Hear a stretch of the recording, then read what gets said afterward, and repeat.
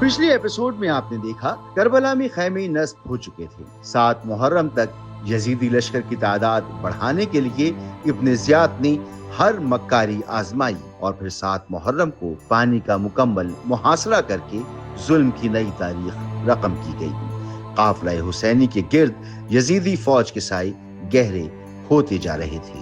اگرچہ 7ویں محرم سے پانی بند کر دیا گیا تھا، مگر حسینی جانثاروں نے اپنی شجاعت سے یہ واضح کر دیا کہ ہم چاہیں تو اب بھی تمہیں گھاٹ سے ہٹا کر پانی حاصل کر سکتے ہیں۔ چنانچہ حضرت ابو الفضل عباس کی جانب سے 7ویں کے بعد بھی دشمن پر حملہ کر کے پانی لانے کا ذکر تاریخ میں ملتا ہے، جو غالباً 8ویں شب کا واقعہ ہے۔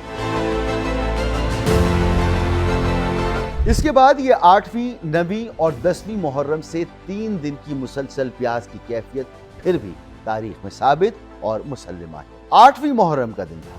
ابن سعد نے ابن زیاد کو خط لکھا، حسین نے مجھ سے وعدہ کیا ہے کہ وہ لوٹ جائیں گے اور جہاں سے آئے تھے وہیں چلے جائیں گے یا کسی سرحد کی طرف نکل جائیں گے اور عام مسلمان کی طرح زندگی گزاریں گے۔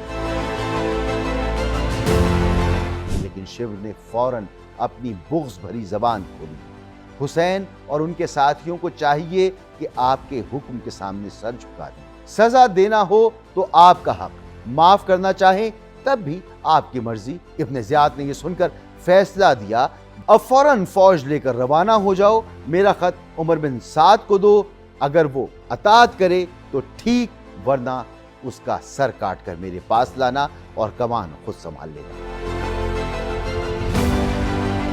شمر 9ویں محرم کو دوپہر سے پہلے کربلا پہنچ گیا۔ ابن سعد کو جب یہ حکم ملا، اس نے سرداری چھوڑنے سے انکار کر دیا اور امام حسین علیہ السلام کے خلاف جنگ کے لیے تیار ہو گیا۔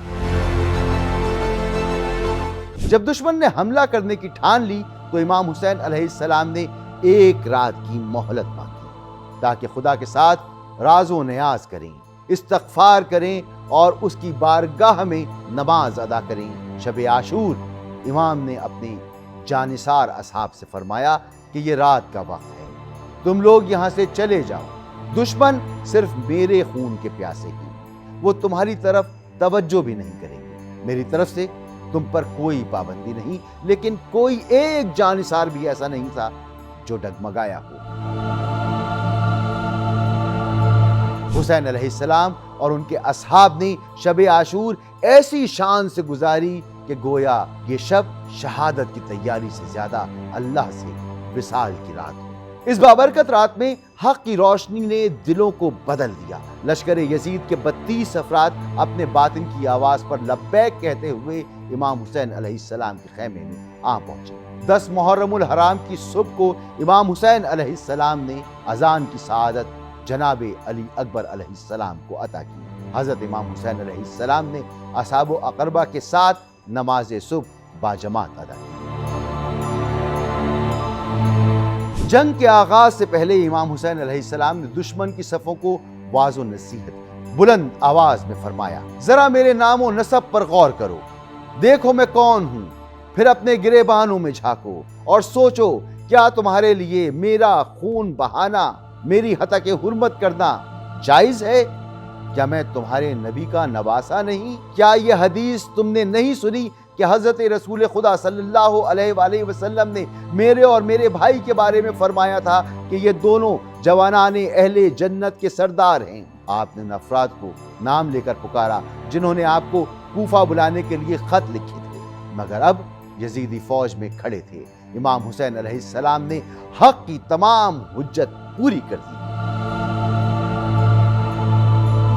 یزیدی لشکر کے افسران کو اندیشہ ہوا کہ کہیں یہ خطبہ سن کر ان کی فوج میں بغاوت نہ اٹھ کھڑی ہو۔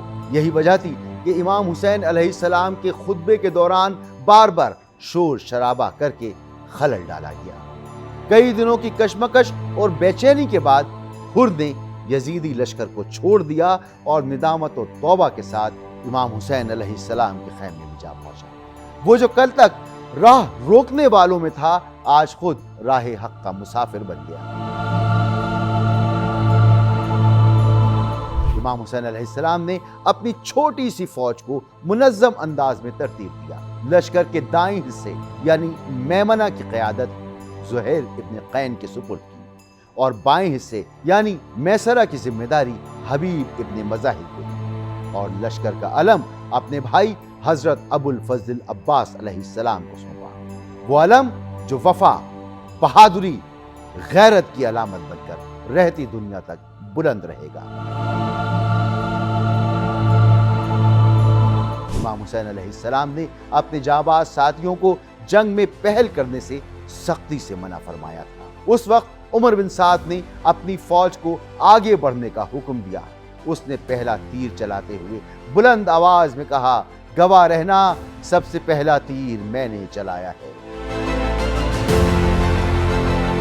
اس کے بعد یزیدی لشکر نے ایک ساتھ ہزاروں تیر برسائے اور یوں کربلا کی سرزمین پر جنگ کا آغاز ہوا۔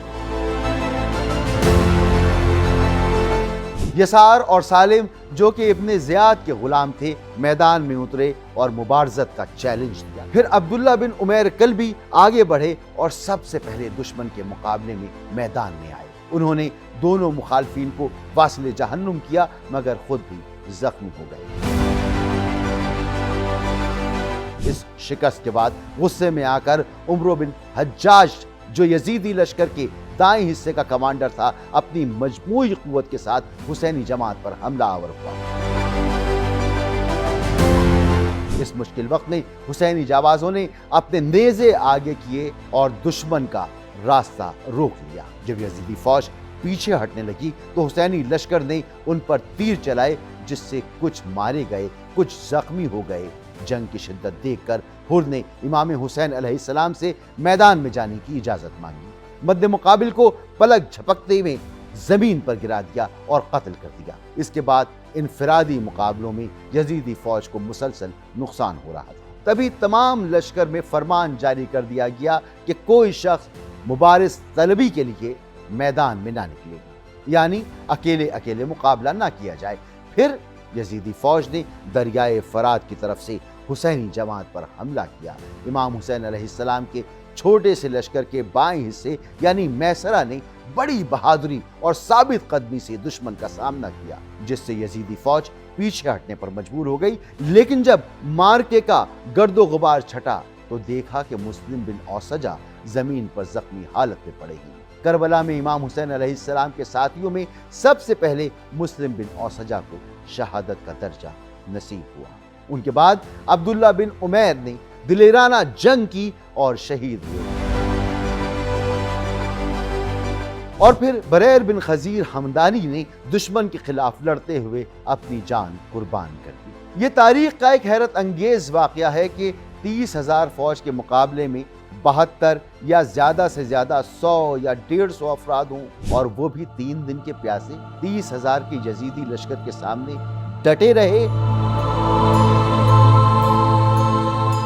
پھر یزیدی لشکر نے 500 تیر اندازوں کے ساتھ بھرپور حملہ کیا، لیکن انصار حسین علیہ السلام نے تیر برستی اس آندھی کو چیرتے ہوئے تلواروں کے ساتھ دشمن پر دھاوا بول دیا۔ یہ ظہر سے 1 گھنٹے قبل کا واقعہ ہے اور تاریخ میں حملہ اولا کے نام سے یاد رکھا جاتا ہے۔ اصحاب حسین نے پھر دشمن کو شکست دی اور فوج کو پسپا کیا، مگر حملے کا نتیجہ خود جماعت حسینی کے لیے بہت درد انگیز ثابت ہوا۔ انصار حسین علیہ السلام میں سے 50 درجہ شہادت پر فائز ہوئے۔ اس کے علاوہ جتنے گھوڑے اصحاب حسین کی سواری میں تھے وہ سب بھی ختم کر دیے گئے۔ لشکر حسین علیہ السلام کو اب پیدل ہی میدان میں لڑنا تھا۔ اب لشکر مخالف کو جرأت ہوئی کہ وہ خیام حسینی کا رخ کرے۔ اتنے میں زہیر بن قین نے 10 بہادر ساتھیوں کو لے کر حملہ کیا، دشمن کو پیچھے دھکیلا۔ شمر کا ایک خاص آدمی جہنم واصل ہوا۔ اس کے بعد یہ جنگی سلسلہ جاری رہا۔ دشمن کے سپاہی بھی ہلاک ہوتے رہے اور اصحاب حسین بھی جان دیتے رہے۔ ظہر کا وقت آن پہنچا۔ امام حسین علیہ السلام نے فرمایا، ان سے کہو کچھ دیر کے لیے جنگ روک دیں تاکہ ہم نماز ادا کر سکیں، مگر دشمن نے نہ صرف جنگ روکنے سے انکار کیا بلکہ نماز کی اجازت مانگنے پر طعن و تمسخر کیا۔ حسین بن تمیم نے گستاخی سے کہا، तुम्हारी नमाज तो कबूल ही नहीं होती। ये अल्फाज सुनकर हबीब इब्ने मज़ाहिर का दिल तड़प उठा। वो आगे बढ़े और हसीन की जानिब लपके। हसीन बिन तमीम ने हबीब पर हमला किया, मगर हबीब के जवाबी वार ने उसे जमीन पर गिरा दिया। उसके साथ ही बामुश्किल उसे बचाकर पीछे ले गए। इसके बाद हबीब ने सख्त जंग की। हसीन बिन तमीम ने उनके सर पर तलवार मारी।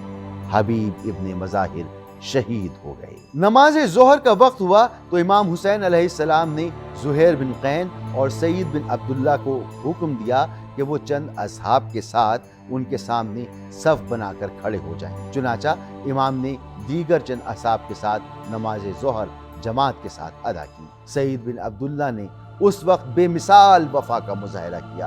वो इमाम हुसैन अलैहिस्सलाम के ऐन सामने खड़े हो गए ताकि कोई तीर आपको ना लगे। जो तीर इमाम की तरफ बढ़ता, सईद आगे बढ़कर अपने जिस्म पर रोक लेते, यहाँ तक कि जख्मों से चूर होकर जमीन पर गिर पड़े। उनके जिस्म पर 13 तीर पेवस्त। ज़ुहैर बिन कैन, जिनके हाथ और बाजू जवाब दे चुके थे, फिर भी दुश्मन के बढ़ते कदमों के सामने डटे रहे। नमाज जोहर के बाद जब दुश्मन बहुत करीब आ गए थे, ज़ुहैर बिन कैन ने अपनी आखिरी जंग की। वो शमशीर जनी करते रहे और फिर दर्जा शहादत पर फाइज हुए। बाकी असहाब ने भी जंग में कुर्बानी की ऐसी मिसालें कायम की जो रहती दुनिया तक याद रहेंगी। उनकी वफादारी का आलम यह था कि जब तक उनमें से एक भी जिंदा था, उन्होंने दुश्मन को बनी हाशिम के किसी एक फर्द के करीब भी ना आने दिया। मगर सब साथियों की कुर्बानियों के बाद अब वक्त आ पहुंचा था इमाम हुसैन अलैहिस्सलाम के अहले बैत का। वो वक्त जब करबला की तपती जमीन पर बनी हाशिम के चिराग बुझने लगे, मगर हक का नूर हमेशा के लिए रोशन हो गया।